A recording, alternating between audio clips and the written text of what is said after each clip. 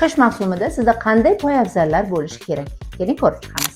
Buni sizlarga o'zimning garderobimdan ko'rsatmoqchiman. Ipli botinkalar, xoh oq, xoh bejli, xoh qora. Umuman o'zingiz xohlagan rangingizda, garderobingizda qanaqa ustki kiyimlaringiz ko'p bo'lsa, shunaqa rangni tanlaganingiz yaxshi. Eng ko'p kiyadigan oyoq kiyimim mana shu yengil Chelseaga o'xshagan obuv. Buni ichi issiq va shimlar bilan ham, yubkalar bilan ham, ko'ylaklar bilan ham ko'plab qulay. Albatta klassik stilda kiyinganligim uchun va bu yil shokolad rangi moda bo'lganligi uchun mana bunday qulay poshnali poyabzal bu shimlar va ko'ylaklar bilan elegantlik ko'rsatadi. Ham bordoviy kiyimlarim garderobimda juda ham ko'p, paltom ham bor hattoki, shuning uchun bordoviy rangi ham bor.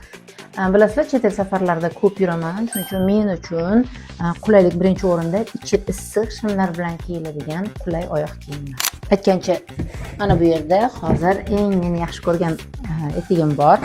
Bu etigimni olganimga 5 yildan oshgan bo'lsa kerak. Mana bu kechki tadbirlarga kiyiladigan, juda ham chiroyli turadigan baland poshnali.